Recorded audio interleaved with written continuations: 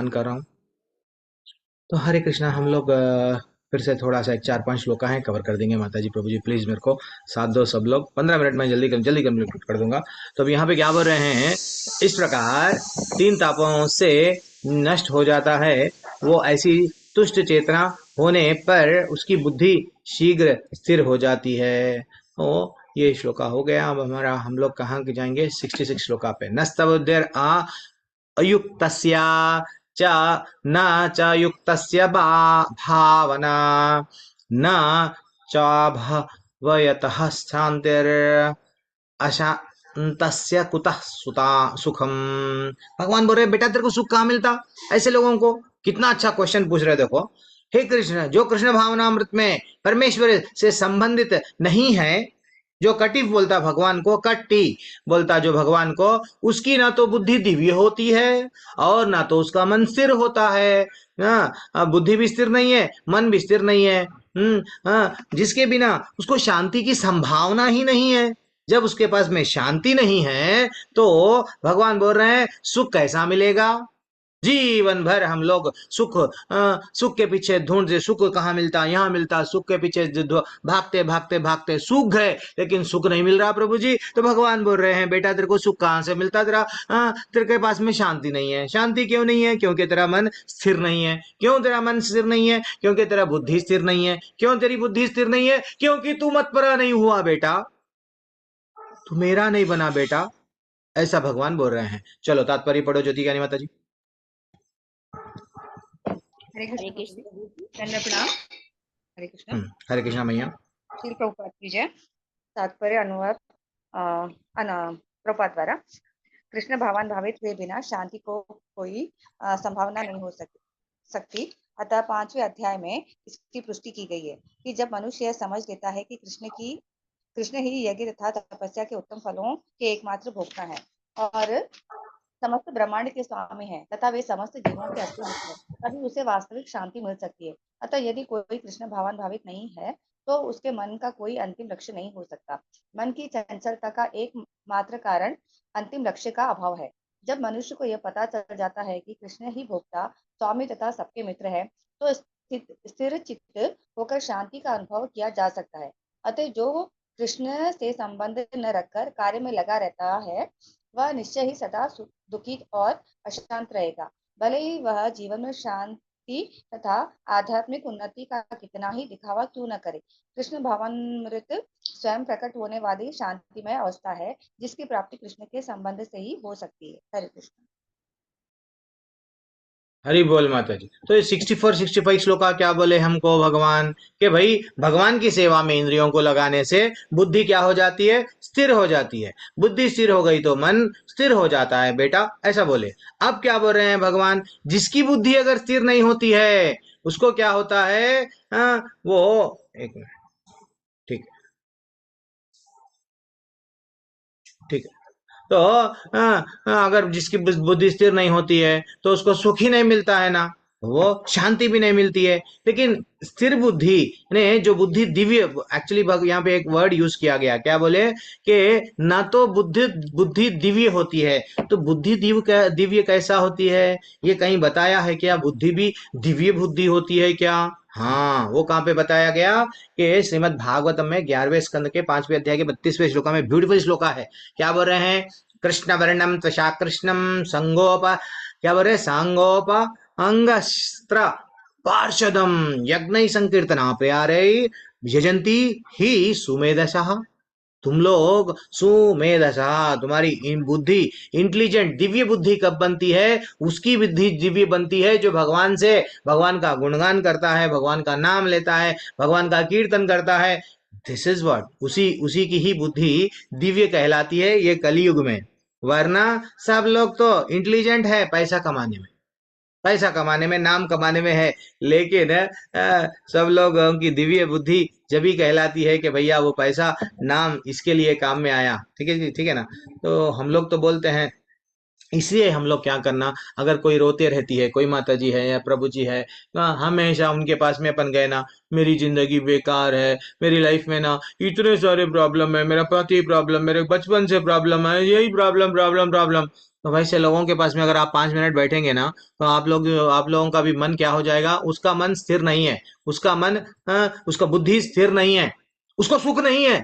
वो सुख नहीं है, बार बार बोलते जाएगी, हमको उसका दुखड़ा सुनाते जाएगी। और उसके साथ में अगर हम बैठेंगे, वैसे लोगों का संग अगर हम करेंगे, तो हम भी कैसे लगने लगेगा, हाँ, जीवन वेस्ट है, जीवन में कुछ भी नहीं है, चलो अब हम चलेंगे साथ में, मरेंगे। ये, ये अशांत व्यक्ति के पास में मत जाओ। अगर वही एक साधु का संग करेंगे, साधु हमेशा उसके चेहरे पे कोई कोई थोड़ी सी भी तनिक एकदम छोटा सा भी ऐसा बड़ा परेशानी भी उसके लिए, हाँ ठीक है, ठीक है। जितने भी भक्त है इस्कॉन में देखो आप, उनको पास उनको क्या कठिनाई नहीं है, उनके भी लाइफ में बहुत सारी परेशानियां हैं। लेकिन अब वो ये चक्कर में नहीं पड़ते हैं, मैं सास से लड़ूंगी, मैं मेरे हस्बैंड से लड़के प्रॉपर्टी लेके रहूंगी, नहीं, मैं ये करूंगी, नहीं। अब उनको मालूम हो गया, ये मैं कितना भी प्राप्त कर लूंगी, लेकिन मेरा रियल ठाकुर, मेरा पति वहां बैठा हुआ है, वहां जाना है। ये रियल सुख शांति प्राप्त होती है।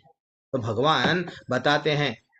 और एक भी और एक भी हमारे पास में दूसरे दूसरे अध्याय में भी भगवान बताते हैं, रियल शांति बेटा तेरे को कहाँ मिलती मालूम। भगवान बोले हैं, जैसा भोक्ताराम यज्ञ तपसाम श्लोका में भी बोले हैं कि जब तक तू मेरे को नहीं मानता है, तब तक तेरे को शांति नहीं मिलती है। वैसे अलग अलग माध्यम से बोले हैं। अब हम लोग 60 समय नहीं है मेरे पास में, मैं ज़्यादा नहीं ले सकता हूँ, तो 66 श्लोका पे आएंगे। 67 श्लोका। इंद्रियाणाम ही चरताम यन्मनो नुविध्यते तत् अस्या हरति प्रज्ञाम वायुर्वनम इवाम्भसी। जिस प्रकार पानी में तैरने की नाव प्रचंड वायु दूर ले बहा ले जाती है, उसी प्रकार विचरणशील इंद्रियों में से कोई एक जिस पर मन निरंतर लगा रहता है, मनुष्य की बुद्धि हर लेता है। प्रभु जी, मेरे को ना सिर्फ वो फिल्मी पुराने वो गाने ना अच्छे लगते हैं, बस। वो एक ही, वो एक इंद्रिया आपकी कौन सा है, कान। कान आपको लेके डुबा दिया, ओल्ड सॉन्ग, ओल्ड मेलोडीज। बस आपका मन किस पे आ गया, कान के माध्यम से, वो गानों के माध्यम से आपको आनंद मिल रहा है, फिर से हमको यहाँ पे आना पड़ेगा। नहीं ना प्रभु जी, मेरे को ना वो जो वो सिंगापुर, थाईलैंड, ऐसे बहुत बहुत बड़े बड़े वो जो है ना प्रभु जी, वहां पे ना अच्छा रहते हैं, समुद्र रहते हैं, कहते वो देखना है। वहां पे एक ऐसा स्टैच्यू है प्रभु जी, ऐसे ठहरे हुए है, वो देखना है प्रभु जी। बस आपका मन अब कहाँ पे आ गया, अच्छा दृश्य देखने के लिए। तो भगवान बोल रहे हैं, एक भी इंद्रियां काफी है। मैं 5 में से 4 इंद्रियों को तो कंट्रोल कर लिया प्रभु जी, एक को नहीं करा। तो इसलिए बोल रहे हैं, हाँ, उसी प्रकार विचरणशील इंद्रियों में से कोई एक जिस पर मन निरंतर लगा है, उसकी बुद्धि हर लेता है। चलो तात्पर्य पढ़ो आशा माता जी। आशा मैया जल्दी, समय नहीं है, 8 मिनट में क्लास खत्म करना है। हरे कृष्ण। तात्पर्य तात्पर्य प्रभुपाद जी द्वारा, प्रभुपाद जी की जय। यदि समस्त इंद्रिया भगवान की सेवा यदि समस्त इंद्रिया भगवान की सेवा में न लगी रहें, और यदि इनमें से एक भी अपनी तृप्ति में लगी रहती है, तो वे भक्त को दिव्य प्रगति पथ से विपथ कर सकती है। जैसा कि महाराज अम्बरीश के जीवन में बताया गया है, समस्त इंद्रियों को कृष्ण भावना व अमृत में लगा रहना चाहिए, क्योंकि मन को वश में करने की यही सही एवं सरल विधि है। हरे कृष्ण। जैसे कि हम लोग पहले पहले कार सीखते हैं, हम स्वयं को, मेरा भी एग्जाम्पल, कोई भी अगर हम लोग कार सीखते हैं ना, पहले पहले स्टीयरिंग पे ध्यान देते हैं, गाड़ी के सामने देखो, इधर देखो, देखो उधर। बाद में क्या करते हैं, नहीं थोड़ा गियर को, तो जब गियर को ही देखते रहते हैं, इधर नहीं देखते हैं। नहीं नहीं, वो बोलता है इधर भी देखो, इधर भी देखो, नहीं नहीं आईने में भी देखो, पीछे भी देखो। इतना डरते रहे, हमको समझ में नहीं आता ये करना, फिर भी वो बोलता है नहीं नहीं, पैरों से फिर कार का ब्रेक भी लगाओ, एक्सीलेटर दो। तो तो जैसे जैसा ऐसा शुरू शुरू में नवसिक ड्राइविंग जब हम सीखने जाते हैं, बहुत डर रहता है। वैसे ही हमारे इंद्रियों को, हमको भी समझ में नहीं आता क्या करूं क्या ना करूं। लेकिन जो परफेक्ट ड्राइविंग आ जाता है, तो तब वो क्या करता है, कार चलाता है, पीछे भी देख लेता है, गियर भी बदलता है, पैरों से एक्सलेटर भी दबाता है, फिर बातें भी करता है, अगर होना है तो गाने भी लगाता है। और उसको, जो ड्राइवर है, उसको ये भी मालूम रहता है कि ये रास्ता मेरे को घर को लेके जाएगा या नहीं। तो ये हमको बनना है। ये नहीं कि मेरे को सिर्फ अगर मैं गाने सुन रहा हूं तो गाने ही सुनूंगा तो एक्सीडेंट हो जाएगा। अगर मैं कानों से सुन रहा हूँ, कानों का सुनते सुनते ही जीवन में यहीं लगा दूंगा, तो मर जाएंगे हम लोग, फिर से यही योनि में आ जाएंगे। इतना ही है। हमारा मन जहां जाता है, मन मन के बारे में भगवान अच्छा बोले है ना, मन नहीं मानता है, ये दिल है कि मानता नहीं प्रभु जी। अरे क्यों नहीं मानता है बेटा? मन को मना ले। दो दो बार बोले भगवान, तेरे मन को मना ले। वो 5 जगहों पे मत जाने दे जहां पे तेरे पंचेंद्रियां इंद्रियां तेरे जा रहे हैं। एक में भी गया तो तू चला जाएगा। तो परफेक्ट ड्राइवर बनना है हमको, आचार्य बता रहे हैं। और एक ये शरीर क्या है, श्रीमद् भागवतम में बताया गया, और गुरु क्या है, और शरीर क्या है। तो शरीर की तुलना कैसा की गई? शरीर तुम्हारा क्या है? नाव है बेटा। और नाव के ऊपर जो कैप्टन रहता है, जो कप्तान, नाव को जो चला के बोलो ऐसा चलाओ, इधर चलाओ, जो हमको गाइड करता है, वो कौन है? हमारे गुरु है। कौन बोल रहे हैं? वो यहाँ पे श्लोका में बताया गया, भागवत के श्लोका में स्वयं बता रहे हैं कि ऋणदेहम अध्यम सुधुर सुलाभम सुदुर्लभम लवम सुकल्पम गुरु कर्णधारणाम, क्या बोल रहे हैं? गुरु गुरु कर्णधारम मया मायानुकूलेन नभस्य तेरी तम, क्या बोल रहे हैं? श्लोक थोड़ा सा टफ है मेरे लिए। तो the human body can be compare to a perfectly constructed boat. बस हमारी नाव है, ये शरीर क्या है? नाव है। इसको मन माने मैं जो भी करूंगा, मेरी मर्जी, मेरी मर्जी, मैं चाहे ये करूं, नहीं करना है। गुरु हमको बोल रहे हैं कुछ रूल्स एंड रेगुलेशन पालन करो, निकलो। तो ये जब हम लोगों को मालूम हो जाएगा ये नाव है, ये सिर्फ नाव है, मेरी आत्मा का उद्धार करने के लिए मिला है, तो हम लोग हमारे इंद्रियों को, हमारे मन मन को इंद्रियों में फंसने नहीं देंगे, क्योंकि हमारी बुद्धि अब स्थिर हो गई है। ठीक है, this is what the shloka. Now we will go for another last shloka. Last नहीं, और 4 श्लोकाएं हैं। तस्माद यस्य महाबाहो, वो बोल रहे हैं अतः हे महाबाहो, यानी जिसके भुजाओं में बहुत सारा बल है। हम लोग वो अर्जुन को बोल रहे हैं हे महाबाहो, जिस पुरुष की इंद्रियां अपने अपने विषयों से सब प्रकार से विरत होकर उसके विषय में है, उसी की बुद्धि निस्संदेह स्थिर है। भगवान बता दिए स्थिर बुद्धि वाला कौन है। अब कितना अच्छा भगवान डिटेल में बता रहे। पहले स्थिर नहीं है तो उसका कैसा पतन होता, वो बता दिए। स्थिर है तो वो उसका क्या होता, वो बता रहे हैं। इसका तात्पर्य कोई पढ़ना है पढ़ लो, जल्दी से पढ़ लो, खत्म करेंगे आज। आज अध्याय खत्म कर देंगे, चाहे दुनिया इधर की उधर हो। पढ़ो, पढ़ लीजिए। किस तात्पर्य प्रभुपाद जी द्वारा, प्रभुपाद जी की जय। किस भावना अमृत के द्वारा या सारे इंद्रियों को भगवान की दिव्य प्रेमा भक्ति में लगाकर इंद्रिय तृप्ति की बलवती शक्तियों को दमित किया जा सकता है। जिस प्रकार शत्रु का दमन शीर्ष सेना द्वारा किया जाता है, उसी प्रकार इंद्रियों का दमन किसी मानवीय प्रयास के द्वारा नहीं, अपितु उन्हें भगवान की सेवा में लगाए रखकर ही किया जा सकता है। जो व्यक्ति ये हृदय गम कर लेता है, क्योंकि कृष्ण भावना अमृत के द्वारा बुद्धि स्थिर होती है और इस कला का अभ्यास परमाणिक गुरु की पथ प्रदर्शन में करता है, वह साधक अथवा मोक्ष का अधिकारी कहलाता है। हरे कृष्ण। क्या बोल रहे हैं? अथवा मोक्ष का अधिकारी कहलाता है। तो यहाँ पे लास्ट श्लोका में क्या बोले हम लोगों को? इसके पहले में राग और द्वेष हमको क्या होता है? जिसके इंद्रियों में राग और द्वेष भरा हुआ होता है, और अगर वो राग और द्वेषों को के प्रति अगर उसकी बुद्धि नहीं गई तो वो स्थिर है, लेकिन उसमें फंस गया तो धीरे धीरे से वो आसक्ति हमको कहाँ पे फंसाएगी, वो सब हम लोगों को बताए। अब यहाँ पे क्या बोल रहे हैं? तो हमारी बुद्धि को रक्षा करने के बारे में बता रहे हैं। और यहाँ पे क्या बोल रहे हैं? अतः हे महाभाव, जिस पुरुष की इंद्रियां अपने अपने विषयों से सब प्रकार से विरित होकर उसके वश में है। वश इज वेरी इंपॉर्टेंट है। वश किसे कैसा करते हैं? फिर वही बोल रहे हैं कि भाई हमारा भी वश करना है तो बुद्धि, बुद्धि बहुत इंपॉर्टेंट है। बुद्धि से हमारे इंद्रियों को कंट्रोल करो, देन बुद्धि से मन को, मन से इंद्रियों को। तो ये कैसा होता है? सिर्फ जाओ गुरु की शरण में ले लो, गुरु हमको बताएंगे क्या करना है क्या नहीं करना है। तो यहाँ पे एक श्लोक वहां पे बता रहे हैं कि निगृहितानि सर्वसः, यानी सर्वसः कंप्लीट। कंप्लीट ये नहीं कि भाई 100% पूर्ण रूप से हम लोग इंद्रियों को कंट्रोल करना है। ये नहीं कि ठीक है आज खा लेंगे, आज व्रत नहीं रहे तो चलेगा, एकादशी का जाने दो ना, ठीक है आज एक दिन कर लेंगे तो क्या होता, ऐसा कुछ तो होता क्या? ऐसा नहीं है। तो कंप्लीट हम लोगों को क्या करना है, ये नहीं है कि कभी कभी अब दीक्षा के लिए रेडी हो रहे हैं, एडीसी कोर्स में जब हम क्लास लेते हैं बताते हैं, कई लोग पूछते हैं कि हम लोग भी क्वेश्चन एक पूछते हैं कि कभी कभी हम लोग प्याज लहसुन खा लिए तो चलता क्या, ऐसा बोलते हैं।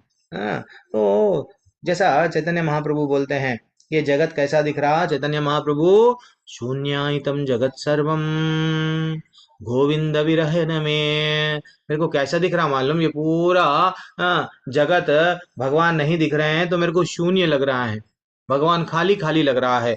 अगर वही हमको अगर कोई सोने की थाली में अगर खाना दे दिए, बेटा ये तू सोने की थाली भी लेके जा, और जो तू तेरे को जो भी तेरे को अच्छा सा दिए हैं बिरयानी जो भी है, हाँ खा ले, हम इतना खुश हो जाते हैं, चांदी की थाली सोने की थाली फंस जाते हैं। लेकिन हम लोगों को फंसना नहीं चाहिए, ठीक है ना। तो इसलिए ही प्रहलाद महाराज भी स्वयं बोलते हैं, भाई भाई बेटा ये हम लोग क्या कर रहे हैं, खाए सो चीज फिर चबाए सो चीज फिर चबा रहे हैं, यानी प्रहलाद उवाच मतिर्न कृष्ण पराते, नीचे का श्लोक, पुनः पुनः पुनश्चर्विता चर्वा चर्वनानाम, यानी बार बार repeatedly that which is already being chewed, बार बार वही चबा रहे हैं, हर योनि में फिर से जन्म मिल रहा है, फिर से यही, हाँ आहार निद्रा भय मैथुनम चा, यही लाइफ हो गया हमारा। लेकिन हमको इससे हटके हमारी बुद्धि स्थिर नहीं कर रहे हैं, इसके बुद्धि स्थिर करने के लिए भगवान इसलिए बार बार बोल रहे हैं मत परा हो जा। और क्या बोल रहे हैं, यनिश सर्वभूतानि तस्यम जगर्ति संयमी, यस्यम जगर्ति भूतानि, वो बोल रहे हैं जो सब जीवों के लिए रात्रि है वही आत्मा संयमी के लिए जागने का समय है, और जो समस्त जीवों को जागने का समय है वह आत्मा निरीक्षिक मुनि के लिए रात्रि है। यानी बहुत डेप्थ में श्लोका है ये, थोड़ा सा तात्पर्य जल्दी से पढ़ लीजिए, ये समय थोड़ा बढ़ रहा है, 5 मिनट में कंप्लीट करूंगा। और पढ़िए माता जी। कोई नहीं है क्या क्लास में, बस 5 मिनट के लिए, कोई भी नहीं दिख रहे। हरे हरे कृष्णा प्रभु। प्रभु हरे कृष्णा प्रभु, पढ़िए प्रभु। जी प्रभु। तात्पर्य श्री प्रभुपाद जी के द्वारा श्री प्रभुपाद जी की जय। वर्तमान मनुष्य की 2 श्रेणियां हैं। एक श्रेणी के मनुष्य नितप्ति के लिए भौतिक कार्य करने में सक्षम होते हैं, दूसरी श्रेणी के मनुष्य आत्मनिरीक्षक हैं जो साक्षात आत्म साक्षात करके अनुशील के लिए जगते हैं। विचारवान पुरुषों या आत्मनिरीक्षक मुनि के कार्य भौतिकता में लीन पुरुषों के लिए रात्रि के समान है। भौतिकतावादी व्यक्ति ऐसी रात्रि में अनिविज्ञता के कारण आत्म साक्षात करके प्रति सोए रहते हैं। आत्मनिरीक्षक मुनि भौतिकतावादी पुरुषों की रात्रि में जागे रहते हैं। मुनि को आध्यात्मिक अनुशीलन की क्रमिक उन्नति में दिव्य आनंद का अनुभव होता है, किंतु भौतिकतावादी कार्यों में लगा व्यक्ति आत्म साक्षात्कार कर प्रति सोया रहकर अनेक प्रकार के इंद्रिय सुखों का स्वप्न देखता है और उसी स्वप्नावस्था में कभी सुख तो कभी दुख का अनुभव करता है। आत्मनिरीक्षक मनुष्य भौतिक सुख तथा दुखों के प्रति अनम्यक रहता है। वह भौतिक सुख में अवलिप्त रहकर आत्म साक्षात के कार्य में लगा रहता है। हरे कृष्ण। हरि बोल। तो यहाँ पे क्या है, 2 प्रकार के व्यक्तियों के बारे में बताया गया। इसके पहले के श्लोकों में क्या है, बुद्धि से हमारे को कैसा रक्षा करना है, हाँ बुद्धि से मन को कैसा खींचना है वो बताए। अभी यहाँ पे क्या पर है, 2 प्रकार के लोग होते हैं। जैसे कि मनुष्यों में क्या करते हैं, थोड़े लोग एंजॉय, ये लाइफ क्यों मिला है, इंद्रिय तृप्ति के लिए एंजॉय करना है, एंजॉय करना है, एंजॉय करना है। तो उसके लिए क्या करता है, एंजॉय करना ही उसके लाइफ का जीवन का लक्ष्य हो जाता है, ठीक है ना। और दूसरी श्रेणी में वो लोग रहते हैं आत्म साक्षात्कार के लिए जो चिंता करते हैं। पहले के देखो, जब ये इस्कॉन का मिशन स्टार्ट हुआ था, जब पाश्चात्य देश में क्या थे, सब लोग नशे में डूबे हुए थे, जुआ खेल रहे थे, परस्त्री संग कर रहे थे, उनको वो अच्छा लग रहा था। लेकिन धीरे धीरे से क्या हो गया, वहां पे जब आचार्य चले गए, वहां पे श्री प्रभुपाद के अच्छा से सब चीज के बारे में बताए, सब लोग बदल गए। सब लोग बदल गए, वहां का पूरा परिवर्तन आ गया। वैसे ही ये जो गीता का संदेश है हमारे को क्या है, जो भौतिक वाले दुनिया वालों के लिए अगर गीता समझाए तो बोलते हैं ये क्या बता रहे हो, हमारे लिए ये सब बेकार है, हमारे लिए ढिंचिक ढिंचिक ढिंचिक नाच गाना अच्छा लगता है, वो अच्छा है। लेकिन अगर वहां जाके अगर हम अगर हरे कृष्णा के कीर्तन के बारे में, महत्व के बारे में बताएंगे तो नहीं, क्योंकि उनके लिए वो रात लग रही है। हाँ, दिन क्या है उनके लिए, इंद्रिय तृप्ति दिन है, और उनके लिए रात लग रही है। लेकिन मुनि क्या होता है, जैसे कि भक्ति विनोद ठाकुर जी के चरित्र में हम लोग देखते हैं, 8 बजे से 10 बजे तक वो क्या करते थे, सोते थे। वो जज थे, 8 बजे से 10 बजे तक ही सोते थे।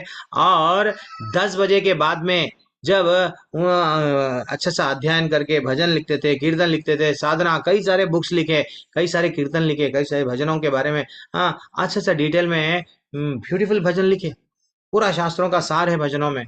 वैसे ही श्रीवास पंडित जी के घर पे क्या होता था, चैतन्य महाप्रभु रात रात भर क्या करते थे, हरे कृष्णा कीर्तन करते थे। ये इंपॉर्टेंट है। तो बोलने का मतलब क्या है, जो जागता है, अगर जो जो सोया वो खोया। तो इसलिए हमारे भी भक्त क्या करते हैं, सुबह में 3 बजे, 3:30 बजे, हाँ एक माता जी है यहाँ पे, वो एकादशी के दिन में उनको हम लोग का एक दीक्षित भक्तों का एक ग्रुप है, वहां पे वो लोग 2:30 बजे से वो 4:30 के पहले 16 माला खत्म हो जाते हैं। 62 62 तो ऐसे ही खत्म हो जाते हैं। हाँ डेली का 62 हो जाते हैं। अगर गलती से ने कोई अच्छा सा विशेष दिन आ गया तो वहां तो उस दिन तो समझना कि भाई 100 के ऊपर चले गए उनके माले। तो बोलने का मतलब क्या है, लोग नींद जो भौतिक दुनिया वालों के लिए जो रात है वो समझ जाते हैं, ये अगर हम सोते जाएंगे तो लाइफ हमारा खत्म हो जाएगा। इवन श्रील प्रभुपाद भी रात रात भर जाग के क्या करते हैं, वो बुक्स लिखते थे, बुक्स लिखते थे। तो यहाँ पे स्थित प्रज्ञ व्यक्ति के बारे में यहाँ पे बताया गया है। अब नींद, नींद वैसे तो इस सोने से भी जागते हैं, या तो सो जाते हैं नींद के कारण, लेकिन वास्तविक नींद क्या है, जो भक्तों के लिए हम लोग तो 3 बजे जाग रहे, प्रभु जी 4 बजे जाग रहे, लेकिन गीता के लिए माध्यम से नींद क्या है, एक्चुअली सोने का अर्थ क्या है, जो आध्यात्मिक व्यक्ति है उसको रुचि आ जाती है भौतिक जीवन, भौतिक जीवन में वो ये देखने लगता है, ये भौतिक जीवन, आचार्य का तात्पर्य वही था, ये स्वप्न के समान है। बस ये स्वप्न खुल जाएगा तो मैं क्या करूंगा, हाँ, बस स्वप्न में मैं जनरली हम स्वप्न बनते देखते हैं, राजा बन गए, पैसे वाले बन गए, लेकिन ये भी वैसे ही है, किसी का 30 साल का, किसी का 60 साल का, किसी का 80 साल का, हम लोग क्या देख रहे हैं, स्वप्न देख रहे हैं। तो नींद में से जागना, नींद में से वही जागता है, कौन जागता है, आचार्य बता रहे हैं, नींद में से वो जागता है जो मुनि है। तो इसलिए भागवत का भी एक अच्छा सा श्लोका है, जब ध्रुव महाराज को दर्शन देते हैं, हाँ दर्शन देते हैं भगवान, तो वो बोलते हैं, हे भगवान आपके दर्शन जैसे ही मेरे को हुए, मेरे अंदर जो इंद्रियां सो गई थी ना, वो अब जाग गई, वो अब जाग गई। हाँ आपने मेरी सभी सोई हुई इंद्रियों को क्या करे, हाँ जागृत कर दिया है। वैसे ही जब भगवान को नमस्कार करते हैं, भगवान के बारे में सुनते हैं, तो हमारी पूरी इंद्रियां क्या हो जाती है, हम लोग जाग जाते हैं। ठीक है ना।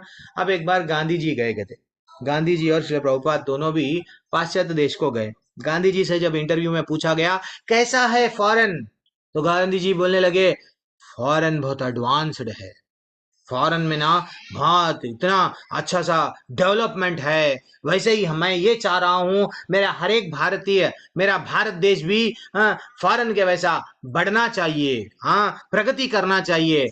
ये बोले हैं गांधी जी। जब श्री प्रभुपाद फॉरेन जाके रिटर्न आए, उनको पूछा गया, श्री प्रभुपाद आप क्या देखे फॉरेन में। श्री प्रभुपाद बोले, सिर्फ फॉरेन में क्या है मालूम, प्लास्टिक, पेपर, पेपर और प्लास्टिक का इतना ज्यादा यूज करते हैं। सिर्फ वहां पे क्या है, जानवरों के वैसा जीते हैं, आहार निद्रा भय मैथुन, यही है उन लोगों के पास में, और कुछ इससे हटके इसको ही कितना अच्छा सुख सुविधा के साथ में मैं आहार करूं, सुख सुविधा के बाद में भय, यानी मैं कितना अच्छा सा मिसाइल बनाऊं, गन बना के रखूं, सीसी कैमराएं कैसे लगाऊं, यही है भय मैथुन। बस कितना अच्छा सा मैं भोग भोग करने की वस्तुओं को मैं कितना अच्छा सा, यही एडवांसमेंट है। ये तो कुत्ते का जीवन है। देखो दोनों भी गए, दोनों भी गए, लेकिन दे दे गांधी जी भी गए और श्री प्रभुपाद भी गए। तो ये है मुनि जो देखता है, मुनि भौतिक चीजों में उसको आनंद नहीं आता है, ने जो भौतिक ने वो मुनि के लिए दिन जो है, जो भौतिक दुनिया के लिए वो समझ जाता है कि भाई इसमें बेकार है। तो वो इसलिए आचार्य यहाँ ये श्लोका में हमको बताया गया कि ये रात ऐसा होता है, दिन ऐसा होता है। नाउ 70 एंड 71 और 2 है क्या, ठीक है, मैं इसका आप तात्पर्य नहीं पढ़ना, मैं जल्दी कंप्लीट कर दूंगा। जो पुरुष समुद्र में निरंतर प्रवेश करते रहने वाली नदियों के समान इच्छाओं के निरंतर प्रवाह से विचलित विचलित नहीं होता, और जो सदैव स्थिर रहता वही शांति प्राप्त कर सकता है। वह नहीं जो ऐसी इच्छाओं को तुष्ट करने की चेष्टा करता है। जैसे समुद्र है, समुद्र में हम लोग देखते हैं, समुद्र में कई सारी नदियां धीरे धीरे से प्रवेश करती है। तो जैसे ही प्रवेश करती है तो समुद्र बढ़ जाके समुद्र इधर उधर ऐसा कुछ भी नहीं होता, वो साइलेंट नदियां प्रवेश करती है, ये वैसे ही रहता है। तो वैसे ही हमारे पास में भी बहुत सारी इच्छाएं आते जाती है, आते खाने की इच्छा, मूवीज पिक्चर देखने की इच्छा, हाँ, सेल देखने की, सेल में फेसबुक देखना है, फोन में फेसबुक देखना है, इंस्टाग्राम देखना है, रील्स देखना है प्रभु जी, रील्स। तो ये इच्छा है। व्हाट्सएप देखना है, लोगों के स्टेटस देखना है, लोगों क्या क्या पहने, कौन सा नए नए रेस्टोरेंट में गए, वो लोग फोटो डालते ना, वो देखना है। ये क्या है? इच्छाएं। समुद्र में इच्छाएं जब आती, समुद्र में नदियां आ रही है, समुद्र शांत है, अपने में इच्छा आ रही है, हम विचलित हो रहे हैं। लेकिन जो भक्त भगवान से कनेक्ट हो जाता है वो पूरी तरह से शांत हो जाता है। इसमें यहाँ पे बता रहे हैं। और सीधा अब नेक्स्ट श्लोकाओं पे जाएंगे। वैसे तो बहुत सारे श्लोक है, लेकिन अच्छा, यहाँ पे 2 श्लोकाएं हैं जहाँ पे भगवान बोलते हैं आपको शांति कैसा मिलती है बेटा। 18वां अध्याय के 62वां श्लोका में भी बोले हैं, तत्प्रसादात परम शांतिम। ये श्लोका, कभी आपके पास में समय है तो 2 श्लोका भी आप पढ़ लीजिए। अब हम लोग लास्ट के 2 श्लोका पे है वो एक कंप्लीट कर देंगे। विहा कामान यह सर्वान, ठीक है। जिस व्यक्ति के ने इंद्रिय तृप्ति की समस्त इच्छाओं का परित्याग कर दिया बालक, जो इच्छाओं से रहित है तथा रहित है, और जिसने सारी ममता त्याग दिया है, वह अहंकार से रहित है, वह वास्तविक शांति प्राप्त करता है। पहले तो भगवान भोक्ताराम यज्ञतपसाम बता दिए 8 पॉइंट। अभी इसके पहले के 2 श्लोकाएं जो आपको मैं बोला, यहाँ पे भी बताए। शांति हमको कैसा मिलती है, 2 श्लोकाएं ये नोट कर लो। और फिर भगवान यहाँ पे भी बोल रहे हैं, पहले तो शांति कैसा नहीं मिलती बताए, फिर बाद में शांति कैसी मिलती है यहाँ पे बता रहे हैं, ठीक है ना। तो इंद्रिय तृप्ति की भावनाओं को, तो यानी इम्पोर्टेंट क्या है, हम लोगों को ये नहीं मिला प्रभु जी, वो नहीं मिला प्रभु जी। इवन श्रील प्रभुपाद को भी बहुत सारा जीवन में प्रॉब्लम आया, विचलित नहीं हुए। जब पैसा भी इतना आया, भगवान इतना दिए, करोड़ों का पैसा उनके पास में था, लेकिन वो विचलित नहीं हुए। मेरे बच्चों का, मेरे पत्नी का, मेरे स्वयं का बैंक बैलेंस नहीं। जितने भी मंदिर के जितने भी प्रेसिडेंट है, जितने भी महाराज है, आज भी करोड़ों के मंदिर बन रहे हैं ना रुपयों से, लेकिन खुद का पर्सनल अकाउंट कुछ भी नहीं रहता है, सिर्फ भगवान के लिए ही करते हैं। This is what very important है। अब हम लोग 4 प्रकार के चीज यहाँ पे बोल रहे हैं। फिर से हम लोग देखो क्या क्या बोल रहे हैं। 4 प्रकार के, समस्त इच्छाओं का परित्याग कर देना, और इच्छाओं से रहित रहना, और क्या बोल रहे हैं, फाइनली हम लोगों को सारी ममता को भी त्याग देना है प्रभु जी। अयो प्रभु जी, ममता को भी त्याग देना और अहंकार से रहित रहना। जब ये 4 हमारे पास में आ जाएंगे, देन फाइनली हम लोग क्या हो जाएंगे, भगवान में हमारी बुद्धि लगा के शांति को प्राप्त करेंगे। जब कोलावेचर श्रीधर का जब पूछा गया, चैतन्य महाप्रभु पूछे, कोलावेचर श्रीधर कौन है? जो केले बेच के जीवन में जो पैसे आते थे, बहुत सारी गरीबी परिस्थिति में थी और छोटी सी झोपड़ी में रहते थे, और ज्यादा भी उन अच्छा सा, ज्यादा गरीब बहुत परिस्थिति में रहते थे। छोटा सा बिजनेस, क्या बिजनेस, वो पानी के में छोटे से वो गंगा का साफ सफाई करते थे। आधे पैसे जो भी आते हैं, जो केले के पत्तों से अच्छे से दीप के दिए बनाते थे, वो दिए, छोटे छोटे दिए उनको बेचते थे। वो जितना भी पैसा आता था, तो वो हमेशा रात भर, दिन में रात में जाग के क्या करते थे, भगवान का नाम, भगवान का कीर्तन करते थे। तो पड़ोसी क्या करते थे, गाली देते थे, अरे क्या कर रहा है, नींद खराब कर रहा है, लगता है इसको भूख लग रही है, चलो कुछ तो डाल दो। झोपड़ी में कुछ डालते थे, लेकिन वास्तविकता उनकी भूख वो नहीं है, भगवान, आध्यात्मिक भगवान से जुड़ गए हैं, तो वो भूख उनको सता रही थी। वो एक बार चैतन्य महाप्रभु उनको पूछे, क्या पूछे कि बेटा तुमको क्या चाहिए, मैं तुमको जो चाहिए वो सब ऐश्वर्य, सब चीज दे दूंगा तुम्हारे को, तुम ले लो। लेकिन वो बोले, मेरे को कुछ भी नहीं चाहिए, हे भगवान, सिर्फ चाहिए आपका नाम में मेरे को आनंद मिल रहा है, आपके चरणों में मेरे को जगा दीजिए। ये है, ये रियल है। लेकिन जो सचमुच में भगवान का भक्त बन जाता है, वो पैसे के पीछे नहीं भागता है, ना तो ना धनम ना जन्म, लोगों के पीछे। मेरी जय जयकार, मैं कोनो जीता ज्योति ज्ञानी माता जी हूँ, सब लोग मेरी जय जयकार करना, मैं जैसा बोलूंगी वही करना, नहीं, वो एक रियल भक्त ना तो पैसे के पीछे, ना तो फॉलोवर के पीछे, ना तो ज्ञान, मेरे को ये चाहिए वो मालूम करूंगा मालूम, बस वो ज्यादा ज्ञानी भी नहीं रहता है, बस उसको इतना ही रहता है, भाव के साथ में भगवान से जुड़ जाता है। ये है, ये है। एक और एक कहानी है, लेकिन हम लोग नेक्स्ट, क्या समय है, वाह, ठीक है, मैं क्लास एंड कर रहा हूँ यहाँ पे ही। तीसरा अध्याय नेक्स्ट। किसी का कोई डाउट? किसी का कोई डाउट?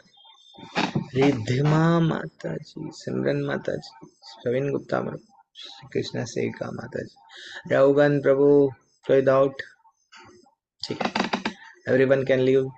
जिसको जिसको जिसको क्लास एग्जिट करना है एग्जिट कर सकते हैं। अटेंडेंस लिंक भेज रखा है प्रभु जी ग्रुप में।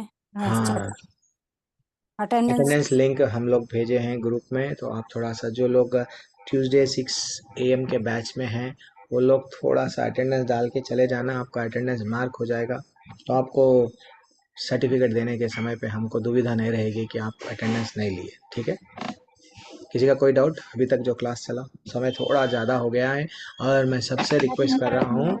हाँ, हरे कृष्ण, दंडवत प्रणाम। दंडवत माता जी, आप भी जा सकते हैं माता जी, कोई किसी को डाउट है तो कुछ भी पूछिए। हरे कृष्णा प्रभु जी, दंडवत प्रणाम। दंडवत मैया। हाँ प्रभु जी, ये आपने जो फाल्गु वैराग्य और युक्त युक्त है। वैराग्य बताया था प्रभु जी, ये वो वैष्णव पराय और विषयी पराय सेम है ना, वही उससे हम्म, रिलेटेड है? सही बात है। फाल्गु। हाँ हाँ हाँ, वो क्या करते हैं, विषय विषय में, अगर मेरे पास में 1 लाख रुपए की अगर लैटरी लग गई, तो मैं क्या करूंगा? मैं फल्गु वैराग्य वाला क्या करेगा, मेरे को लैटरी नहीं चाहिए। लेकिन जो युक्त वैराग्य वाला है, अगर उसको लैटरी लग गई, तो वो देखेगा, ठीक है, थोड़े पैसे मैं घर को लगाऊंगा, थोड़े पैसे भगवान के लिए खर्चा करूंगा, यानी पैसा मिला है भगवान की कृपा से। तो यही है माता जी। तो हर एक एग्जाम्पल यहीं पे सूट होता है। हमारे पास में सब कुछ है, लेकिन भगवान के लिए, जैसा कि युक्त वैराग्य में अगर कोई है, मैं जा रहा हूँ, अगर जो सन्यासी जाएगा वो बोलेगा, फल्गु वैराग्य वाला क्या करेगा, मेरे को नहीं, ये नहीं चाहिए। लेकिन एक युक्त वैराग्य वाला 100 रुपए का नोट उठाएगा, पूछेगा किसी का नहीं है, ठीक है, मैं ये किसी का नहीं है, भगवान मेरे को दिए हैं, तो मैं थोड़ा सा भगवान के लिए क्यों ना खर्चा करूं। दिस इज व्हाट, उतना ही विषयों के प्रति आप जो बोले। यस माता जी।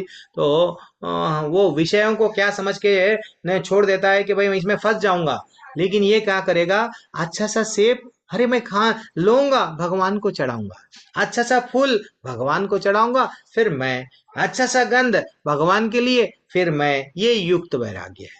ये ठीक है। फल्गु वाला क्या करेगा, नहीं, ये सब भोगों में, ये विषयों में मैं फंस जाऊंगा, नहीं, I don't want. This is what the difference. ठीक है, और ठीक है, धन्यवाद प्रभु जी। हरे कृष्ण मैया। और हरे थोड़ा कृष्ण प्रभु जी। एक, हाँ, आशा माता जी प्रभु जी, एक आज से रिलेटेड ही वैसे है, जैसे बोलिए। तुलसी जी में जल डालने के लिए कहा जाता है, तो कई बार मौसम ऐसा आ जाता है कि तुलसी जी सूख जाती हैं, हम्म हमारे पास कभी उपलब्ध नहीं है, तो हम्म ऐसे में हम तुलसी का जल कैसे डाल सकते हैं या क्या करना चाहिए?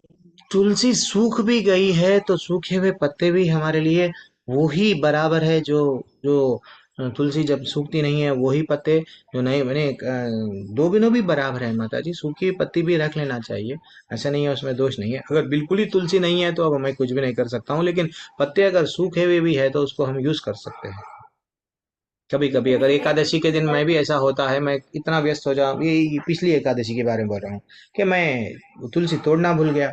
अब मैं क्या करूं, अब मैं तुलसी तो तोड़ना भूल गया, अब एकादशी है, एकादशी भगवान जी को तो हम तुलसी चढ़ाते हैं, तो मैं क्या करूं, मैं क्या करा, तुलसी के जो पेड़ है उसके नीचे जो पत्ते झड़ के नीचे गिर जाते हैं, वो अच्छा सा क्लीन कर लिए, वही भगवान को चढ़ा लिए, वही हमारे प्रसाद में हम कर लिए। लेकिन उसको कोई गलत, हाँ बोलिए, आपका प्रश्न क्या है, मैं गलत दे रहा हूँ या सही दे रहा हूँ, फिर से सुनेंगे, फिर से प्रश्न जी पूछिए। प्रभु जी, जैसे तुलसी ही सूख गई है, हमारे पास अभी दूसरी तुलसी उपलब्ध नहीं है, तो जो हम्म जल डालने के लिए कहा जाता है, तो जल ऐसे डाले का कंडीशन मतलब क्या कहा जाता है, हमारे पास में तो डायरेक्ट तुलसी ही चढ़ाते हैं भगवान जी को, तुलसी का जल, तो अगर तुलसी ही जैसे सूख, डेली तुलसी में जल चढ़ाना चाहिए ना, हाँ, चढ़ाने के लिए कहते हैं, हम्म तो अगर तुलसी जी सूख गई है, हमारे यहाँ पे अभी उपलब्ध नहीं है, तो ऐसे में हम क्या कर सकते अब क्या कर सकते हैं, आ, दूसरे, माता जी, तो आप सूखी तुलसी में हल्का थोड़ा सा जल चढ़ा दीजिए, और उसी वृक्ष पर आप बीज डाल दीजिए तो उगाएंगे। अच्छा, तो आप ये बोल रहे हैं, आप समझ में आया। मैं जल चढ़ाना है तो मैं तुलसी जल, भगवान तुलसी में, ओके ओके डन, समझ गए। तो एक्चुअली देखा गया तो माता जी रोज सुबह में, ये सही बात है। तो हम लोग तुलसी में तो जल जल चढ़ाना चाहिए। ये बात अब सूख गई है तो क्या करना प्रभु जी, जब तक नई नहीं आई तो तब तक भी आप क्या करो, फिलोकत उनके वहीं जल चढ़ाओ। और उनके बीज, वे जब आप तुलसी में बीज आते हैं तो वो अच्छे से ले लेके रख लेना, तो वही हम लोग डाल लेना, तो कहीं ना कहीं से तो बीज मिल जाएंगे। जैसा माता जी बोले, एक बार दो बार डालते जाएंगे, उसमें से फिर से तुलसी आ जाएगी ना। एक आता है कभी कभी वो मौसम ऐसा रहता है, पूरे पत्ते हम समझते हैं सूख गई, लेकिन जब हम लोग रेगुलरली जब यूज करते हैं देन फाइनली वो फिर से आ जाती है। ठीक है, हरे कृष्णा।